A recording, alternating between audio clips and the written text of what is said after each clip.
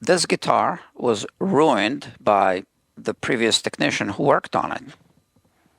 Well, those are not exactly the words you're hoping to hear when you bring a guitar for some regular maintenance.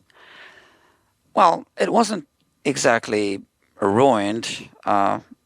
It can be fixed, but it's going to cost you some money. Bad guitar technicians are not exactly mythical creatures like dragons and unicorns.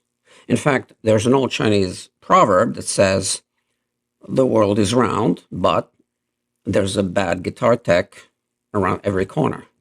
So next time you bring your guitar to a repair tech, just ask them, are you one of them? They'll tell you. And if they say yes, just take your guitar somewhere else, obviously. Yeah, so welcome back to Guitar Quackery. And now let's have a look at this guitar and how some guitar tech basically ruined it. Let's first look at the problem, and then let's talk about what's causing it and what we might be able to do to fix it. So here, I loosen the strings, and it should be a pretty straightforward procedure to pull the strings out. Obviously, you just need to remove the pins first and then pull the strings out. Sometimes you might be able to just pull the pins by hand, and sometimes it's easier if you use one of those tools, either this or this hook. So let's use this one this time. Basically, you just hook the pin and you should be able to pull it. As you can see, it's pulling the entire guitar up, even when I'm pushing it down. And same thing here. So they're all the same. Even if I try to use this tool, the pin just won't come out. So what's causing the problem?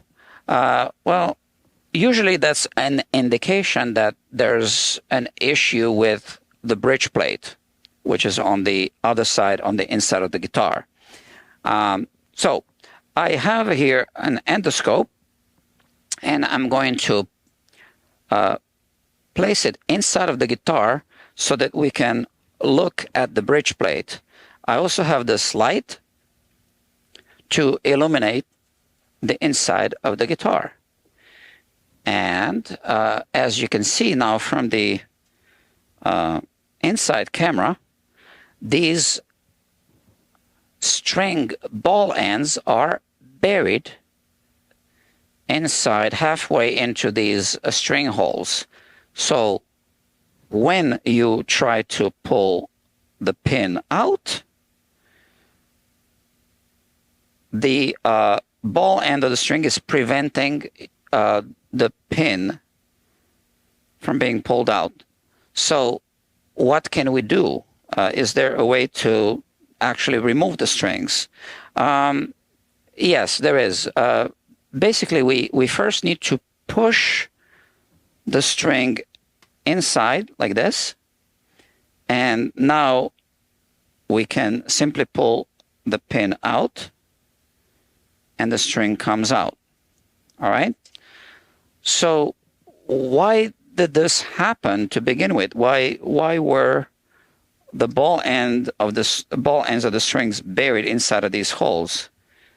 You can see that these holes are actually larger than they should be.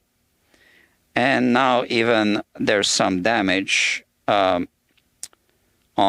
this side at the front where the pin was wedged in. I'm sorry, where the ball end of the string was wedged in. So let's try to pull some other pins out. I am again going to first push the string downwards. Maybe I need to use pliers again. There, and now I can pull the pin out and remove the string. Let's do the D string as well. And again, I'm now removing the pins. But first, as you can see, I need to push the string down. Okay? And that's not supposed to be the case. But if I don't do this, as you can see, the ball end of the string is holding the pin because it gets wedged in. Okay, so now I did manage to remove the strings, and let's examine these holes. You can see that they are pretty large, and also they are cylindrical shape on the inside. So I was able to make a conclusion. I think that someone basically used a drill bit to enlarge these holes. And I think that someone was a technician who worked on this guitar.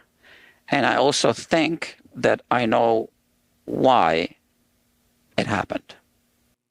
I have a couple of theories about what happened and why and who done it. I'll first show you what happened.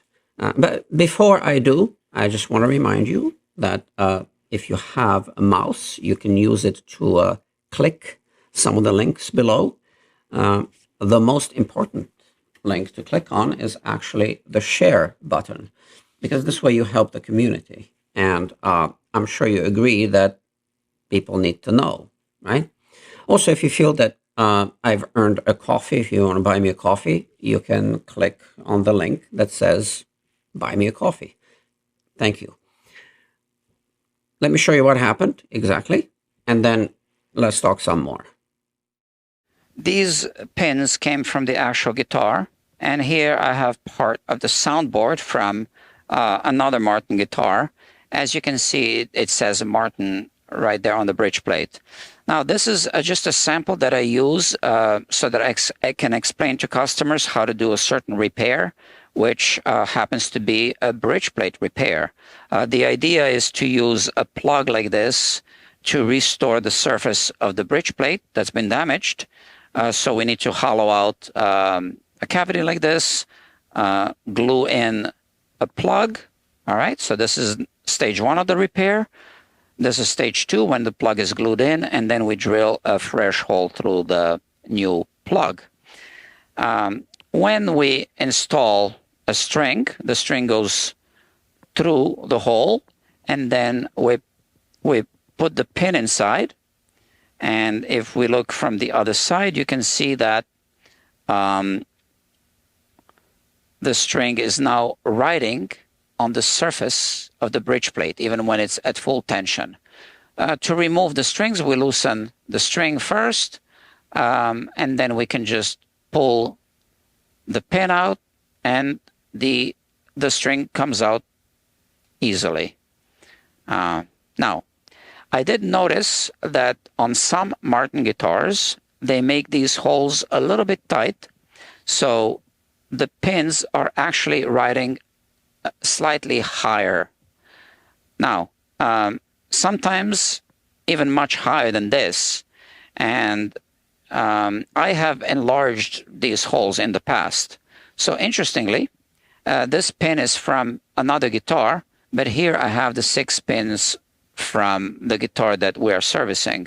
You can see that these pins are damaged, and that's because the ball end of the string was jammed in inside of the string hole, and then at full tension it was damaging the bridge pin because it wasn't riding on the surface of the bridge plate. So these pins are actually larger in diameter than the pin I was using previously.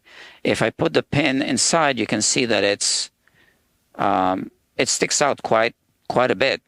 And if I put the smaller pin inside, it sinks in deeper.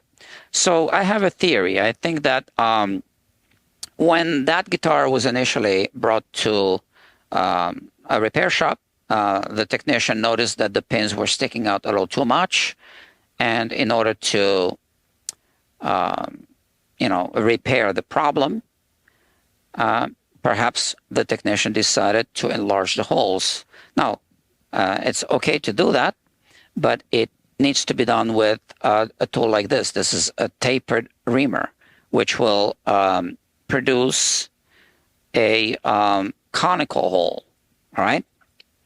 Now, here is a bridge that I'm currently building for another repair job. So initially, when you make a bridge, you actually do use a drill bit. This is a 3/16 drill bit to drill through. And then obviously the pin is not seated properly, so then you need to use a reamer, a tapered reamer, in order to correct the hole. Now, this drill bit, since it is the drill bit that's initially used to drill through, will fit through this hole, although tightly, as you can see, but it does fit. Now, I actually measured the diameter of the holes on that guitar. It's right there outside, and it measures 13/64 of an inch, which is larger than 3/16 of an inch. This drill bit fits right through the bridge and through the bridge plate. Let's have a look at that. So, so this is the bigger drill bit, and this is the proper drill bit to drill the initial holes, the 3/16, and this is 13/64. So the larger drill bit should not fit through. In fact, if I try to push it through, as you can see, it doesn't come anywhere close to the bridge plate. But on the other guitar, I can easily put it through and it even rattles. So those holes are even bigger than that. So I think that the previous technician simply didn't have the proper tool and used a large drill bit, maybe even larger than this one, to ensure that the entire pin sinks into the hole.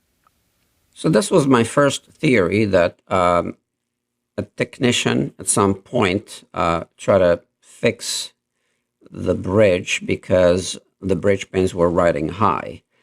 I see that often on Martin guitars. Often enough. All right, often enough.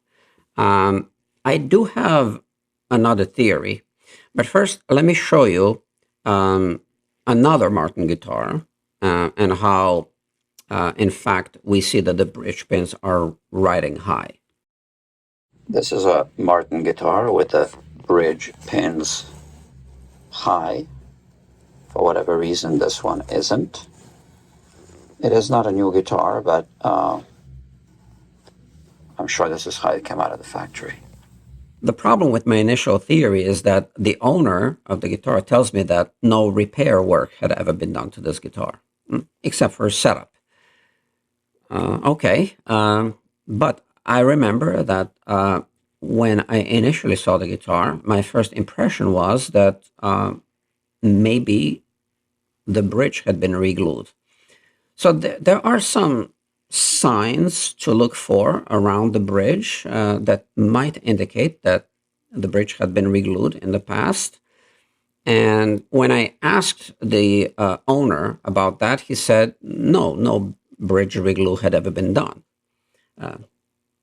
Not to his knowledge. Now, he bought the guitar brand new, but that doesn't mean necessarily that the bridge had never been re-glued. Every guitar manufacturer has a repair shop, an in-house repair shop. So if guitars fail to pass the quality control inspection, some guitars are sent to the in-house repair shop.